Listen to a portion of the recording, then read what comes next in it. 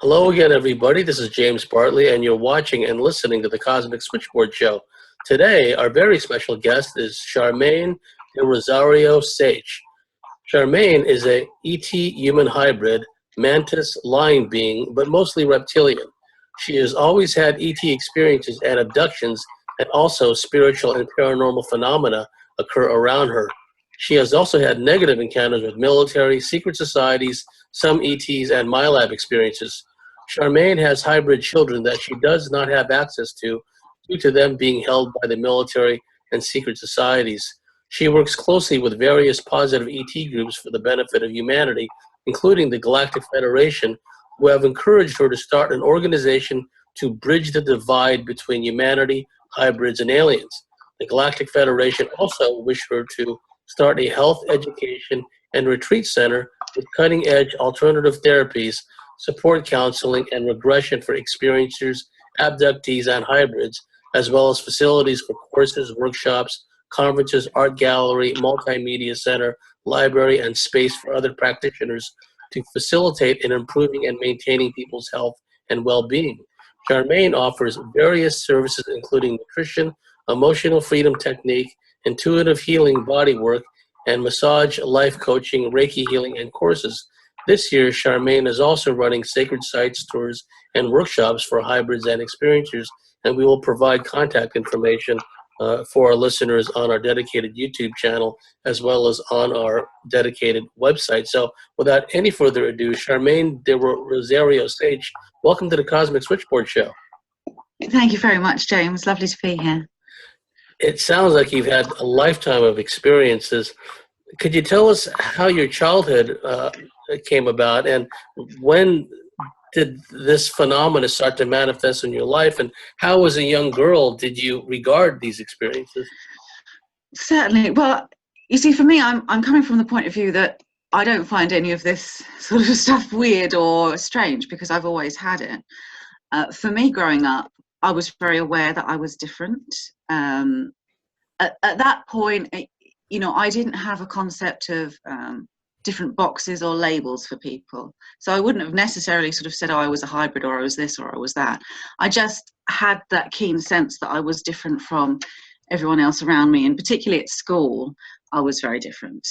I seemed to be very advanced for my age. You know, I was talking before everyone else. I was reading before everyone else.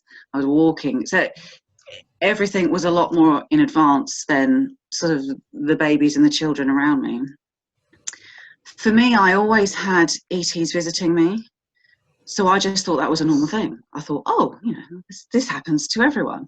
And it wasn't really until I got to school, and, you know, obviously you talk about things with your friends, and then you start to suddenly realize, oh, so hang on, everyone else is not having these same experiences. They're not seeing reptilian beings coming into their room. Or so at that point, that was quite a pivotal moment, because I thought to myself, something's going on here that I was perfectly happy with. You know, I was never frightened by any of those experiences up until sort of teenage years, when things started to get a bit more negative. But up to that point, everything was very nice, very positive. So although I was aware it was very different, and it's something that I was experiencing that other people around me were not, I wasn't bothered by it. It wasn't really till I got to my teenage years and started having the negative experiences that I thought, okay, there's something going on here, that you sort of think, well, why specifically me? Why am I being targeted? And that started a very long journey for me of very many years to try to work out exactly what was going on. So, I mean, this is where the whole military side of things came in. And so I'm thinking, okay, so why specifically do the military have an interest? You know, I've been followed, and I've had Chinooks hover over my house, so much so they've come down so low that things have been shaking on the shelves and falling off. Place where I worked, it's quite a tall medieval house, and I had a Chinook hovering outside the window and the pilot looking in at me. So when you have experiences like that, you think, okay, there's too much coincidence here for me to just pass it off as, oh, you know, it's just one of those things that happen. You know, if you've got a Chinook hovering outside and you can see the pilot, you think, okay, there's something going on. But childhood was very much, you know, it was very happy. I didn't feel threatened or that any of the experiences were negative, which I know for a lot of people is very different, because they do have that fear. Of course they will. You know, as a young child, if you've got beings coming into your room and you're going off and you don't know where and whatever is happening to you, of course it is very, very frightening. And that's sort of part of the work I do, is very much with children, because I do understand that fear. And even as an adult, because you're literally being taken and at times drugged and you've got no control. But for me, it was very different in that respect, that I think because I was just used to it as a child, I considered it a normal thing. I mean, most children have an invisible friend, don't they, growing up? I had a reptilian, a little reptilian, who grew up with me. And, you know, he was there, you know, anytime I wanted to communicate with him telepathically, he was there. And I thought that was very normal. I didn't think that was abnormal. I thought everyone had friends like that, friends with different eyes and different skin and different shapes and sizes. So I didn't think that was odd until I got to going to school, and then you get talking with the other children, and then you suddenly realize, hang on, no one's having the same experiences as me. So that was a bit of a weird one, but you learn very quickly to just take a step back and not talk about your experiences. And I suppose that was one thing from childhood, is that you realize you couldn't talk to people because they just wouldn't understand, you know. And it was very difficult to try to find anyone else that was going through the same sort of things. And I didn't really until adult life. But for me, growing up, it wasn't an issue. I know for some people they struggle with, oh, is it only me, and having other people to talk to. And that's one of the reasons why I started the social meets and the support groups, is so that everyone can come together in a safe space and everyone can talk about their experiences if they feel they wish to. But more importantly, it's about being around people who understand, because they've gone through the same sorts of things. But growing up, it didn't bother me. I just knew I shouldn't talk about those things because, you know, the general population just wouldn't understand. So I was very aware to sort of keep quiet about that. Now, when you were going through some of these experiences, either in girlhood or adolescence, and you know, taking it to the present time, did the ETs ever take you to what some refer to as like star school, where you would be like in a classroom setting, or would they show you things either of a very symbolic, metaphorical way, or take you places? Yes, I do remember going to a sort of a classroom style environment, and particularly mostly with, well, I think some of your listeners will probably have had experience of this, the giant spiders. You come across this before? So yeah, for me it was mostly with them, and I remember on one occasion I didn't hear or feel the spider coming up behind, and I remember his sort of arm coming over to give me a book. It was because the classrooms were very sparse, but they would have specific books there that they would, you know, want you to read, and mostly to do with sort of ET languages and things. And I just remember as a child being really startled because I suddenly had this sort of spider arm come over and didn't realise he was behind me. So yeah, I do remember bits and pieces about that. And again, for me, it didn't feel abnormal. It just felt, oh, this was just the normal, natural thing to do, is to be in a place like this with other children. Sometimes you interacted with the other children, but mostly not. Mostly you would just be in your own space. You'd sit on the floor and they would come and give you the information that they wanted to give you, mostly in book form. And then you just sort of get on with your work. You automatically knew, right, okay, this is my work, I need to get on with it, and they'd come and check you from time to time. There wasn't so much interaction with the other children. That wasn't the purpose for us being there, interacting with each other. It was more just kind of reading books. So, but it was, yeah, a very interesting experience. Did they ever show you or teach you how to work with energy and like emit energy from your hands, or heal people, or create geometric shapes or anything like that? Not as a child. That was sort of more when I was older. I had a particular experience with the grey aliens. Was taken on board a craft, and it was sort of very, very smooth, this lovely sort of grey silver colour to the walls and floors, and was taken into the room. And this was kind of their main room where they, you know, flew the ship and dealt with everything and have their meetings. And they showed me this very large crystal bed. I mean, naturally, I've been into crystals for years, and I realised the healing benefits. And they were explaining to me, again via telepathy, because we always speak via telepathy, that this was their healing bed. So whenever they had to heal anyone, or whether that was any humans, any hybrids, or even themselves, that they would lay the person or the being down on the crystal bed, and then they would stand around it in a circle, and they would put, depending on what the problem was with the person or being, they would beam light into it, and then all of them standing around in the circle would either hum or sing or put different tones and frequencies into the crystal. And then what happens is the crystal amplifies that energy, and then it goes into the body of the person or the being.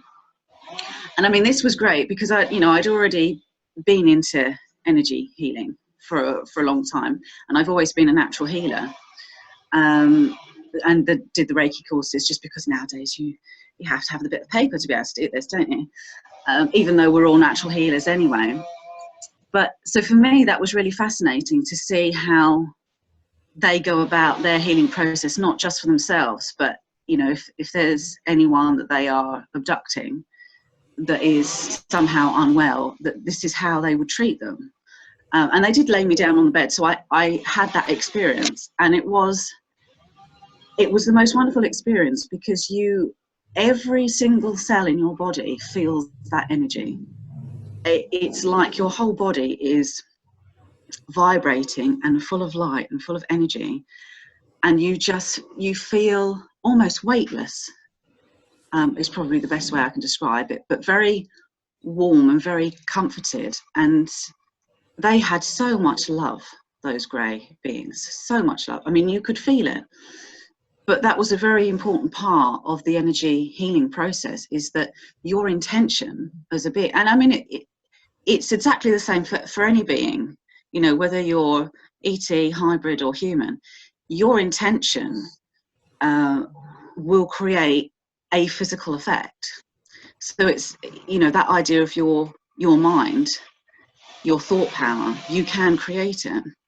So for me, it was great to see their process, and again, using crystals to amplify that energy, and then using the frequencies and the tones, which, you know, lots of people know about the healing, you know, whether it's the singing bowls. And I mean, that's been used for thousands of years. If you look back at the ancient Egyptians, you know, their healing rooms where they use sound to heal people.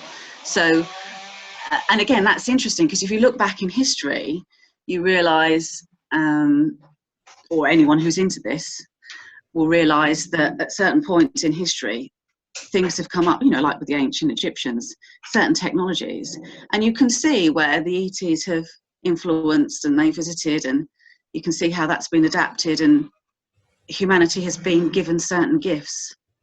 You know, it's just a case that sometimes those gifts are misinterpreted or not kept going as much as they should be. Were you ever told about what your connection with these various ET civilizations are? Did they mention perhaps that you're actually descended from them, or you'd been one or more of these different ET races in a past parallel type incarnation? And did they talk a bit about your past lives and how it factored into what's going on in your current incarnation? Yeah. So for me, as a child, I always had a very, very keen link with reptilians. So I just sort of had a natural kind of draw to them. And that's why when I got older, because as a child, although I had the visitations, and I was always very happy when I saw the ETs, whatever species they might be. And I just saw them as friends, really. And I could feel their love for me, and I had a lot of love for them. When I got older, and obviously the more you go through life and the more you realize that most of humanity are not having these experiences, and that you can't really talk about it because they're just going to think, you're a bit mad. I did start to wonder, firstly, why was I being visited by the ETs specifically? And I always had that sense that, well, it's because they're family, it's because I am part ET. But at that point, I didn't, other than having contact and having my abilities, if you like, healing abilities and psychic abilities, I didn't know for sure what was I precisely. And when I was early 20s, and again, a lot had been happening for quite some years with the military and the secret societies, and I said to my ET team, I said, okay, I need some guidance here. I need something from you to explain why this is all happening, because right now I'm being bombarded more or less constantly, and I want to know why. And the military are not going to give me any answers. Yeah. So I've already asked them, but they're not going to say anything. They just want to take things from me, i.e. the hybrid children. So I said to my team, I said, okay, I need to know why, and I suspect it's because I am a hybrid. So I need you to confirm that. And I either need you to tell me no, you're not, or yes, you are. Well, that old saying, be careful what you wish for, came to mind. So my reptilian family came to visit me, and they took me off. We went to an underground cave, and they said, okay, you've asked us a specific question, and we understand why, and we are sorry that you are having all these problems with the military and the secret societies. And okay, we are ready to give you that answer now. And we feel that you're ready. So I thought, okay. So there was 5 of them. They stood around me in a circle and put their hands on my body. And with their energy, they assisted me in changing into my reptilian form. And I thought, well, if that's not confirmation, I don't know what is.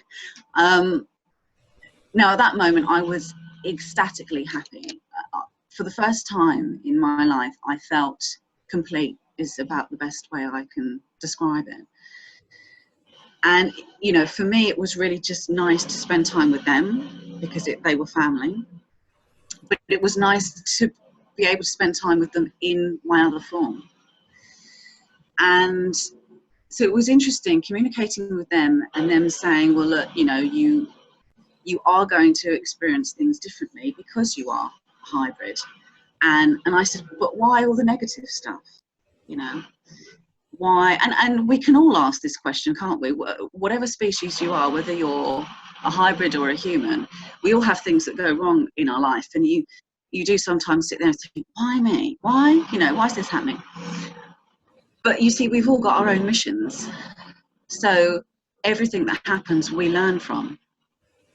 And, and for me, it's okay, even though I have had very negative experiences, it's enabled me to help so many people who are going through the same thing. And if you think about that subject of hybrids here and trying to deal with what they are and their gifts, and trying to deal with not being with their ET family, not being at home, if you like, it is a very hard process because you don't ever forget where you've come from, and of course you always have that contact with your ET family. So sometimes Earth is a hard place to be, but then we have our missions that we agreed to, so we've got to stick it out. This particular reptilian race, have you had encounters of more than one group, or are they allied with other groups, or do they, for example, some reptilians have been here so long they might as well be considered, earthlings, the subterranean ones, and others kind of come and go, Yeah. off-world, and they come back. What are your reptilians more like? Yeah, I mean, I have met different types. So one group of the reptilians, yes, most of the time they are underground in caves on this planet, and yes, as you say, that they've been here, so long. Some reptilians are to do with the secret society that I was approached by. Now, they most of the time, because they're part of the society, most of the time they are on Earth, just doing whatever specific tasks they're given to do. And then I have met some reptilians who are sort of on other planets, but they're on the spacecraft for a set amount of time to do whatever work they need to do before they go back to their planet. So yeah, so it's been a bit of a mix. And for me, I know reptilians have had a really bad press. And one of the conferences I did, the UFO Congress in Arizona, I lectured there with some of the Alpha Hybrids and Barbara Lamb, because we did the Meet the Hybrids book. And most of the feedback I got afterwards from the audience was really, really positive. I had a few guys who were very negative. They were very aggressive when they came in afterwards. You triggered them. Yes, and I said, may I ask, why do you feel so aggressive towards me?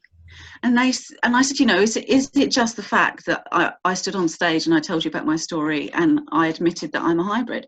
And they said, well, no, not specifically that you're a hybrid, just that you said that you're a reptilian hybrid. I said, okay, so you were okay with everyone else on the stage because they're, mantis and whatever else. They said, oh yeah, that's fine. And I said, okay, so let's deal with the reptilian issue then. What about it are you afraid of? You must be afraid because you are acting in an aggressive manner. So that tells me that you're uncomfortable with something. And they said, oh, well, all reptilians are evil and they're here to take over the planet. And I said, do I really look like someone who wants to take over the planet? Because I've got plenty of other things going on right now. I have no intention of taking over the planet. I said, I'm here to help humanity, not to hinder it. So we just chatted for sort of 10 minutes and then they were fine. But for me, again, it's part of the mission is to give people the opportunity when I go to the conferences and I do the lectures and the interviews, it's to tell people about my story, which might trigger something in them, might help them in some way. But it's also giving people the opportunity to hear from a reptilian hybrid and meet me at events and get their own conclusion. Don't just read things on the internet and believe it and think, oh, that's it, that's fact. Actually meet the person and make your own conclusion. We are not all here to take over the world. Yes, there are bad reptilians, and there's also, other races who are not quite nice either. But, for us, we've agreed, the hybrids in general have agreed to come to Earth at this specific time to help the planet and help humanity and to go into the next phase. And that's what we're here to do, and we will do it. Could you tell us a bit about the reptilian faction that works with the secret societies? I get the feeling that, well, in my experience and in others, these deep black ops organizations, secret societies, etc., they seem to know more about us before we kind of figure it out on our own. There's something about our genetic profile, our morphic resonance, something going on, and I think they also get tipped off by some of these beings they're interacting with. Tell us a bit about the interactions with the secret societies and how that first came about. Yeah, that was a really odd one. So, I mean, again, at this time, everything was going on with the military, and you know, my phone was tapped. I was being followed in the car at certain times. The Chinook helicopters were almost a daily occurrence going over where I lived. And then having the abductions with the military as well as the ETs. So there was a lot going on at this time. You know, I was feeling at that point, particularly with the hybrid children, I mean, obviously for anyone who is a parent, you know, when you have a child, you expect to have time with that child and enjoy everything, you know, bath time, reading bedtime stories, taking them to school. You know, you want to have that process. You don't want to miss a moment.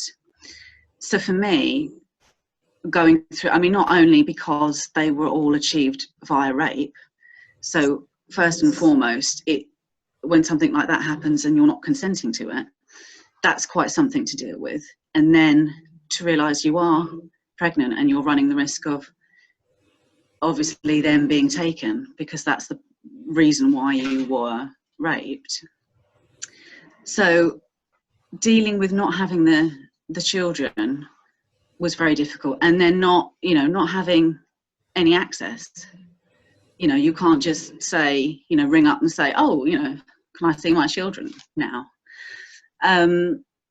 So with the secret society, that came about when kind of most of the negative stuff were happening with the military, and I was doing my best to sort of fight the military, if you like, in the best possible way. So, you know, when they did used to come and visit me and try to drug me, I would try to fight back.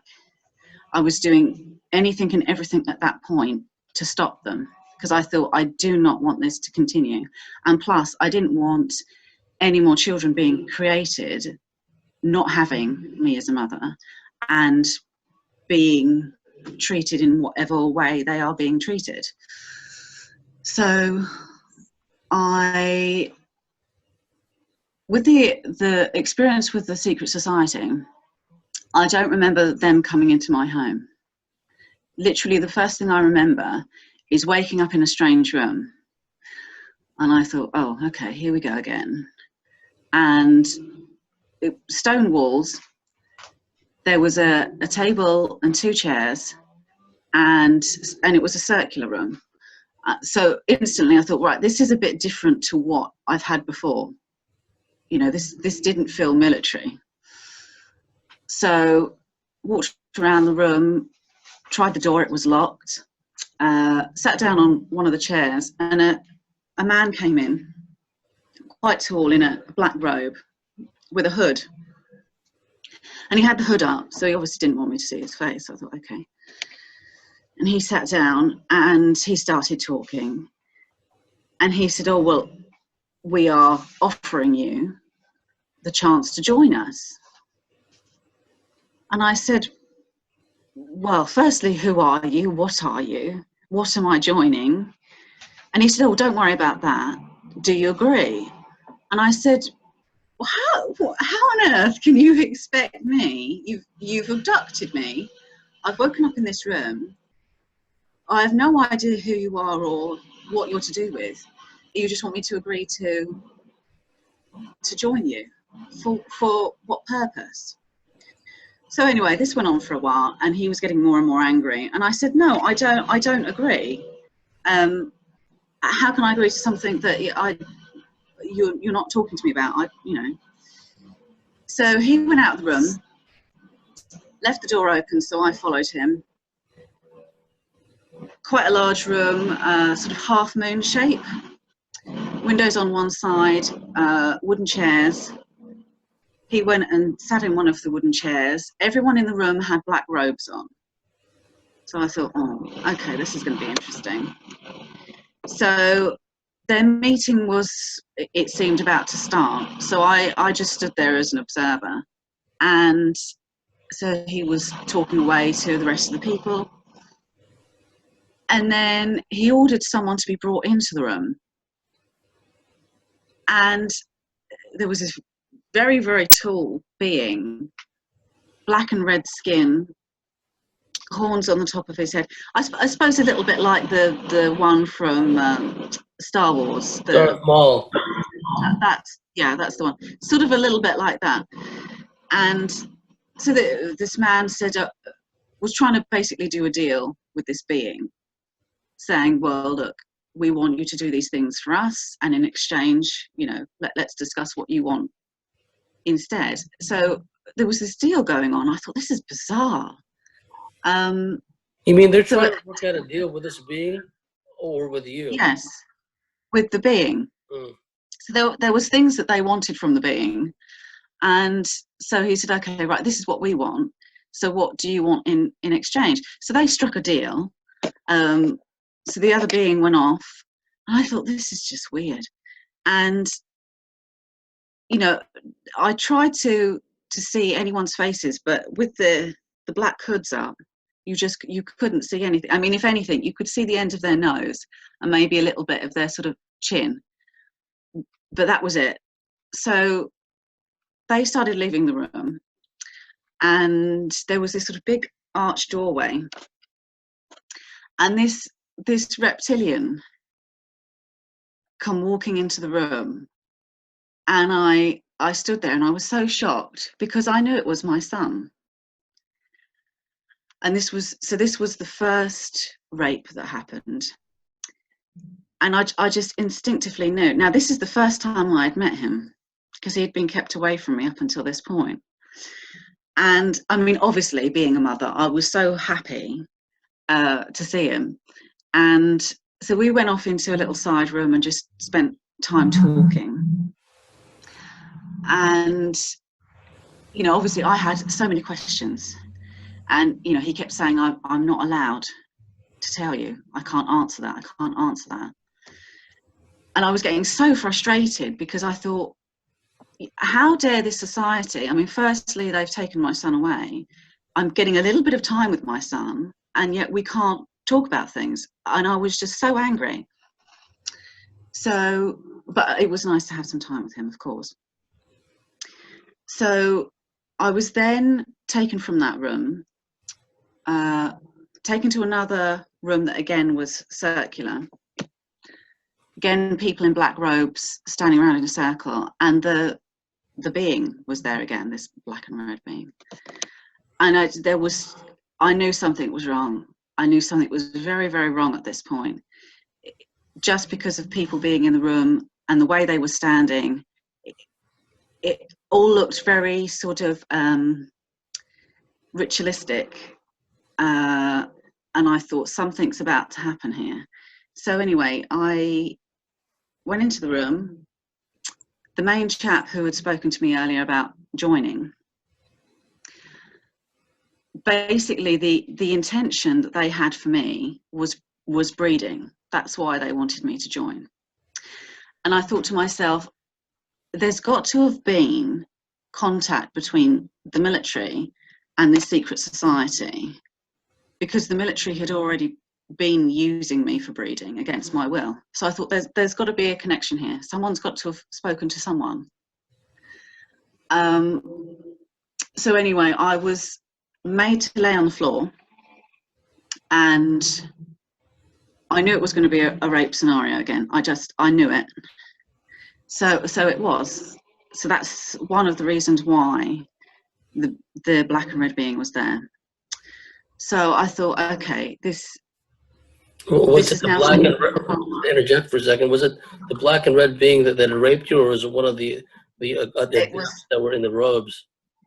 It was the black and red being. Okay. None of the people in the robes did anything to me in that respect. So I thought to myself, right, this is taking a whole other avenue here. You know, the military side is one thing, but now we've gone off into something completely different. And also what concerned me was that someone in the military had obviously spoken to someone in this secret society. And I thought, my God, where does this end, really? Because as you know, there's lots of secret societies out there. and then there's lots of fractions of the military, UK, US, whatever. So I thought, I'm getting deeper into this, even though I don't want to. So yeah, so that was a difficult experience, because one, seeing my son, but it's that fear of, am I ever going to see him again? And secondly, that I'm now being forced to get involved with another sort of organisation, if you like, and not knowing where that was going to lead. So it's been a very interesting journey. Yes. Just to interject for a second, when you were impregnated, approximately how many hybrid children were taken from you? 6 that I know of. And the reason why I say that I know of is because it's not impossible for them, obviously, to firstly abduct you, and you won't remember, either because they will just drug you for the whole experience, or if you do wake up at any point, obviously, as a lot of your listeners will know, there are ways that you can be made to forget. Yes. So I'm saying 6 because 6 I definitely remember. I mean, I do remember on one occasion when I was taken to the underground military base, I remember waking up, laying on an operating table, and there was a nurse next to me. And I said to her, oh, why am I here? What's going on? And she said, I'm not allowed to tell you. And I said, well, please, look, can you just tell me what's going on? What can I expect? And she said, no, I'm on strict orders. I'm not allowed to talk to you. So I sort of kept pleading with her, if you like, because at that point I knew that I was pregnant. So that was my fear, is that was the reason why I was there, but I wanted some sort of confirmation. And she got very, very frightened. She said, oh, all I can say is they're going to take something. So that told me everything I needed to know, basically. I do remember a guy coming into the room, with one of those sort of white jackets on and the surgical masks. And then they drugged me with something, so I blacked out for a time. When I came back round, he was holding my baby.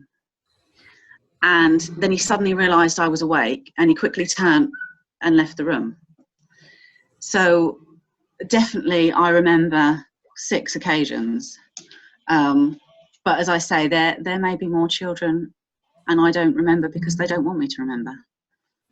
Now, when the babies were extracted from you, did they appear more reptilian at the time, or was it kind of a combination between human and reptilian?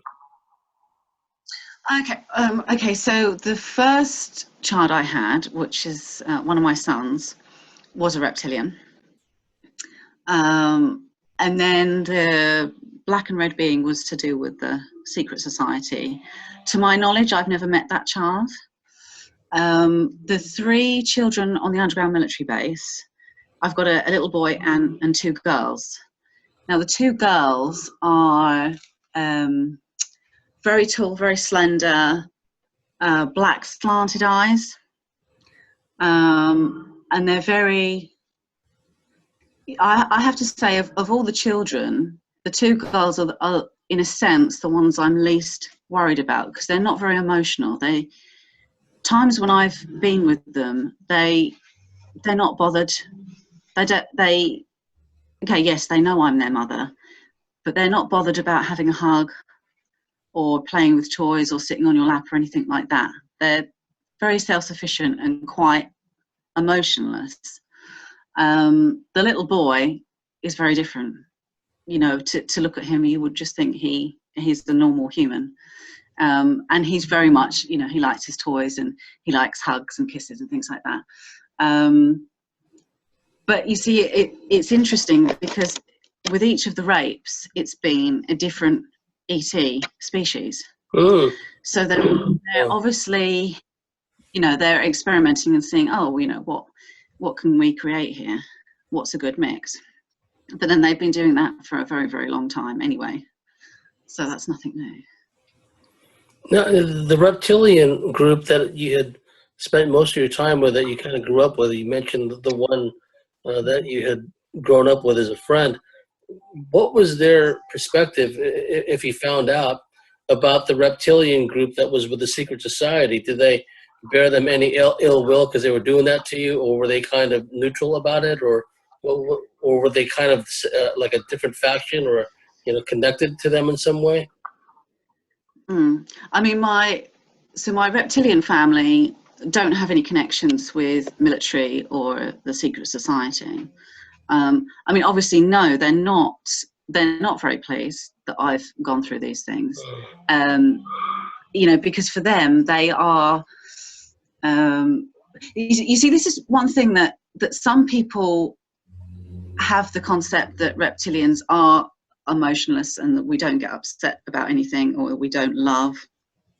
And that is, it's so not true, because, reptilian hybrids and the pure reptilians still feel emotions. We still love and feel love that's given to us. It's no different. We cry just like humans do. So for them, obviously, they do get upset, particularly when I have gone through very horrific things with the military, that they don't enjoy seeing that. Because if,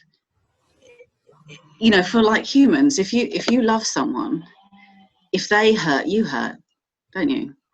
So it's exactly the same for us. But I'm a very positive person. So for me, anything I go through, I try to look at, okay, what have I learned from that experience? What can I take from the experience that is going to be helpful for other people? And particularly with my work, clients or doing the support groups, it enables me to understand people better. If they come to me and say, I had this experience, I was abducted, this was done to me against my will, I can come from the point of view of absolutely understanding them and being sympathetic because I've been through it. So for me in my work, it's I've turned it into a positive thing, because what else can you do? Yes. You can either ignore it and pretend that it's never happened. Well, I'm not that type of person. And you can't ignore things like this that go on. You could allow it to send you mad and destroy your life. Well, for me, that wasn't an option, because I've got too much to do, with my missions on Earth. So you just have to accept that it's happened. Take what, although this might sound strange, take what positive aspects you can from it, and do your best in life to carry on with your missions and help other hybrids and humanity. And okay, you go through horrific things on the way, but then don't we all? We all have things in our life, whether it's bereavements or breakups, that affect us. And I'm no different. It's just I've had different experiences to the next person. You mentioned that you'd had encounters with the mantis beings. Well, when you'd encountered them, was that strictly in a mantis type environment, or were they interacting with other ETs at the time? What was the nature of your interactions with the mantis beings? I had an experience. I was taken on board a craft, and we went to a different planet, and I don't know the name. I can describe it to you. Now, on this planet, there was, the most beautiful buildings, sort of carved with rock and metal, and it was amazing to see how they had sort of engineered that this metal and rock was all kind of molding into one another, and just beautiful carvings. I went walking down this street, and it was being invaded. So of course, a lot of people were sort of running and explosions going off, and big spacecraft, the beings invading. And just instinctively, I knew to sort of go off on one of the side streets. And it's almost as if I'd been there before. although I didn't exactly have a recollection of being there before. And I started walking out into sort of hills, and there was this, it was sort of a cave, but a proper room, proper carved stone. And there was a group of beings in there with some mantis beings, and obviously communicating via telepathy. And they were explaining that this planet was being taken over. They were there to basically save as many of the native race as they could. They had taken as many spacecraft as they could, was getting the beings on, just because they knew that they couldn't stop the invaders. So that, I mean, for me, that was a lovely experience. And it made me think a lot about what goes on out in space and on other planets that, you know, we don't know. We carry on our daily lives in whatever way we see we have to, but there's so much going on out in space. And there's, you know, whether it's the Galactic Federation or other groups, are doing so much, particularly at this time, to help humanity. But it's not just on this planet. You know, they're doing work sort of all over the universe. So, yeah, that really does make you think, you know, see the bigger picture, that this is, it is a community. And okay, yes, you have got negative beings out there as well, but on the whole, it is more positive than it is negative. And, you know, personally, I think it's lovely to have that sense that you are part of something. You are part of that wider community that is not just limited to one planet. You know, and I think for humanity, you know, slowly, they will wake up to that. The majority of humanity will realise, okay, that they're not the only ones in this universe. They are just one species of a great many, and that we are just all a big community, despite what species you are or how you look or the colour of your skin or what shape and size you are. We are all a community. And that, I suppose, in a way, in a nutshell, that is one of the main messages of the Galactic Federation, certainly, is that, you know, we are a community, and the Galactic Federation will always be there to protect and help, and, you know, welcome humanity for whoever wants to be part of the bigger community. You know, I think you'll always get some people who will want to go against the tide, and you'll always get some people who will always look at the negative in something. You know, so when en masse the ETs do appear, you know, yes, you're going to have a lot of people say, oh, they're here to take over and all this and everything.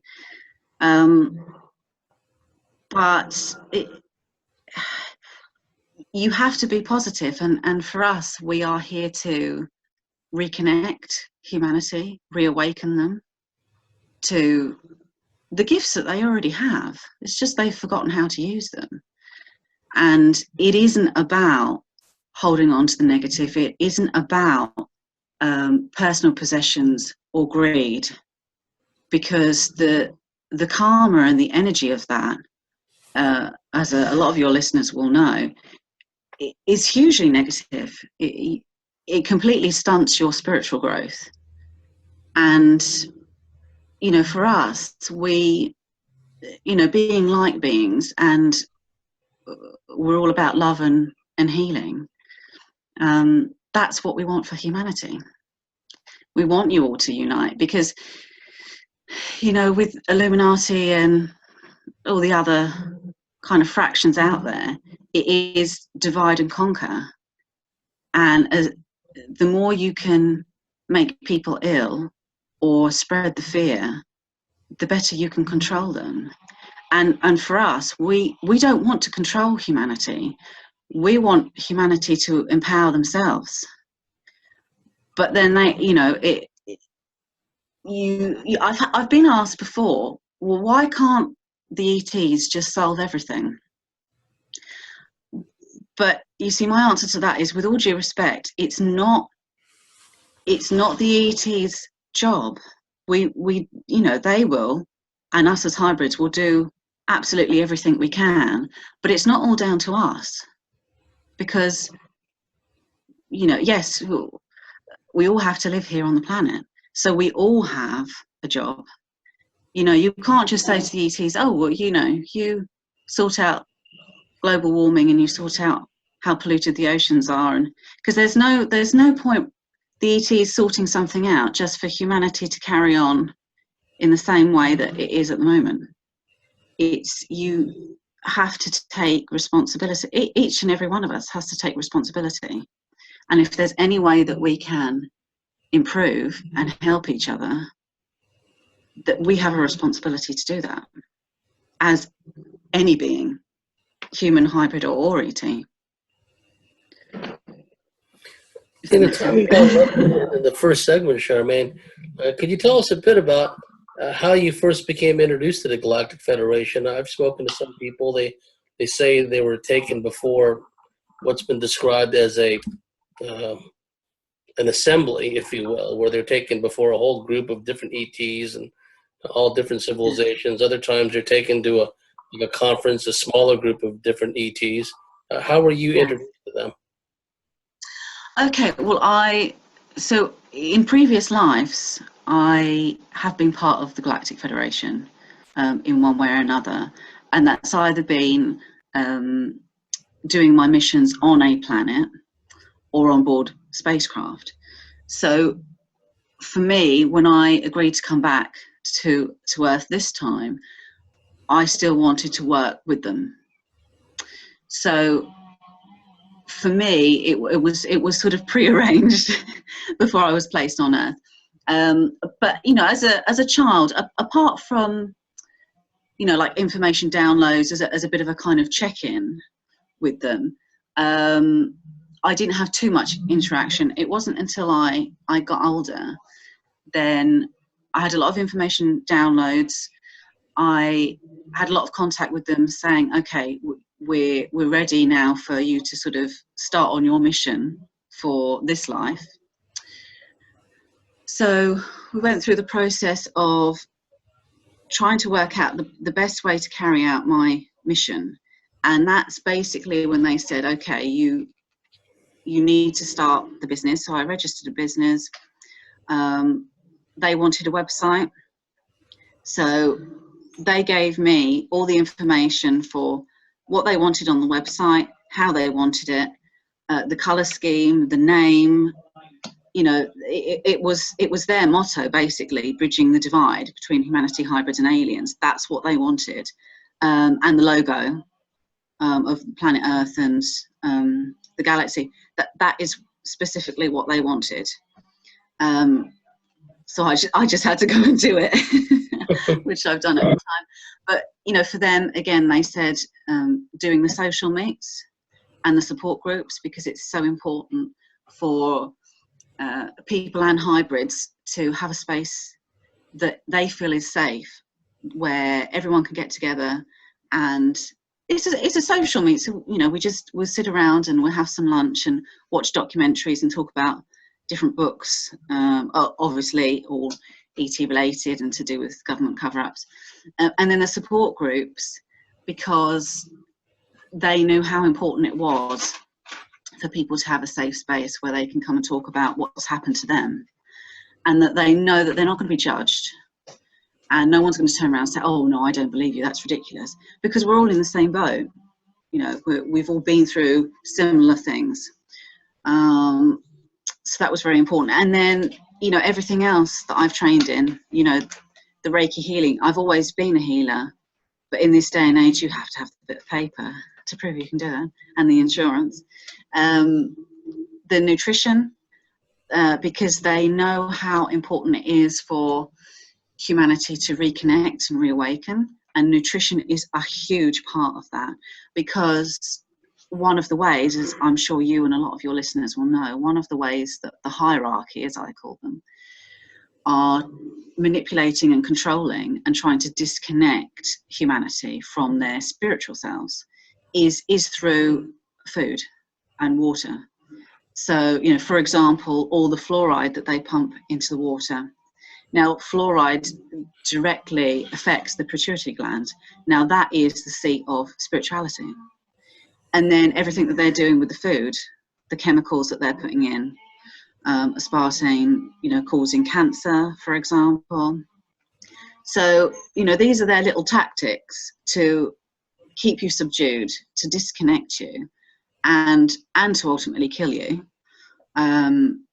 Because, as I'm sure you and your listeners are aware, there's lots of agendas for mass culling for humanity as another way of kind of suppressing people and keeping them under control. So for the Galactic Federation and for me, nutrition is a huge part of that, is to make people realize, what you eat affects you. And for example, whatever you eat today,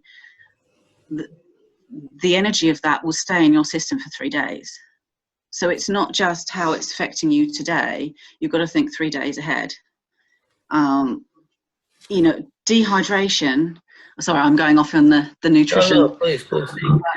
But it is very important because, the dehydration, for example, and again, if you're dehydrated, it doesn't mean, oh, I only need to drink water. And you also need to think about the quality of water that you're drinking. But if someone is dehydrated, it affects everything in the body. It affects how your mind works, the clarity of your mind. It affects your connection spiritually, and all your body functions. So literally, if you didn't do anything else, that's without all the harm of the electromagnetic frequencies in our society with all the Wi-Fi and mobile phones. If you just dehydrated someone, you can affect them massively. It will completely mess their system up. So if you think about how many foods are out there and how many drinks are out there that will dehydrate you, coffee, tea, alcohol, all these sugary fizzy drinks. If you think about how much of that is consumed every day, that alone will dehydrate you. I mean, for example, 1 cup of tea or coffee a day, that will take 3 cups of water from your body just by drinking 1 cup of coffee or tea. So if you think of all the people you might know or even yourself, who might drink lots of coffee and tea, if you're not drinking the water and you're not keeping hydrated, that will affect your health, and therefore it will affect your mind, and therefore it will affect your connection spiritually. So nutrition is a huge part of it. I also trained in emotional freedom technique, which is basically tapping on the meridians or the acupuncture points. Now that is an amazing technique, and I tell you as for why, because it's using the natural energy systems of your own body. The effects are very quick and they can be instant and long lasting, and it has a positive reaction on the whole of your body, even though you might just be sort of tapping your head or neck area or your hands. It has a positive effect everywhere. And it's not just for emotional issues, although it's called emotional freedom technique. It's not just for your emotions. It can help physical issues as well. So, if you've got back issues or migraine issues, so I use it a lot with people who have had abductions or contact, who are feeling obviously very frightened about what's happened, very emotional, particularly for women who have gone through the process of having hybrid children and they don't have access to them. Obviously, that's a very emotional thing. But I found the emotional freedom technique to be so fantastic. And again, a lot of people will have fears. If they've had abductions, most of the time it happens at night, they'll have fears about going to sleep. So it's a great technique to use if you are in that position where you are very anxious and you're thinking, oh my God, I don't want to turn the light out and go to sleep, because what about if something happens tonight? Or maybe it won't happen tonight. What about if it happens tomorrow night? So it's a great technique that you can just run through that tapping sequence and just get into a calm, relaxing state ready for sleep. And then if something does happen and you've got that fear factor and you're very anxious, again, you can use that technique just to calm down. So it's a technique that you can use any time of the day or night for any issue, whether it's physical, mental, emotional, and it will have a positive reaction, no side effects, and you can do it yourself. You don't, that's what I say to people is, okay, you can come and see me for a session, but you don't need to keep coming back. Once I show you the sequence, that's it, you can do it yourself. So again, it's about empowering the person, working out what the issues are, and finding ways that they can deal with them themselves. They don't need anyone else on hand 24/7. And it's empowering because they're actually getting results. It's not like Western medicine where they're just treating the symptom and not getting to the root cause. For me, it's about getting to the root cause of the issue, making someone well, making them achieve their full potential is my main thing. Is what stage are you at now? What's wrong? What do we need to do to get you well and healthy and connected spiritually? And how do we keep you at that? Because once we get you to that stage, we do not want you going back.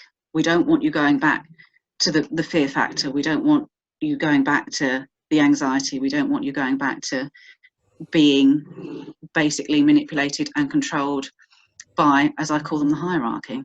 So for me, it's hugely important. And then the Reiki work with the healing. I've been doing that all my life, but I did courses just, because you have to have the bit of paper. And then the massage work is really good because, again, that's just another way of treating people. So it's, again, the Galactic Federation were very specific on the courses that they wanted me to take and what type of services they wanted me to help, because they know what's going to help humanity and they know what is needed. So it's, that in itself has been a very, very interesting journey because, when I was a little girl, my mother sent me to theatre art school and I loved that, jumping around and doing the dancing and the singing. And I thought, oh, how wonderful is this? And I thought, oh, that's what I'm going to do for the rest of my life. It's just prance around on stage. But then I went through my own health issues and, my ET team said, no, we want you to go in a different direction. And the Galactic Federation said, right, we're ready for you to do your mission now. And that means we need you to retrain in these things. And we need you to do this and start the business. And so that it took me off on a whole other course that I didn't expect to take, but it's part of my mission. So I just have to do it. But I get such enjoyment, when I go out and do the events, do the lectures. It's so great to speak to people afterwards, and particularly with the book. That's been really popular, so it's nice that people come along to the conferences and said, oh, I've read the book, and it's really great to read everyone. Your website and the name of your book? Yes. So the website is galactic-federation.co.uk. And I've got a separate website doing the doTERRA health oils, which are very good, and their supplements, which is mydoterra.com/the Galactic Federation. And then the book is called Meet the Hybrids.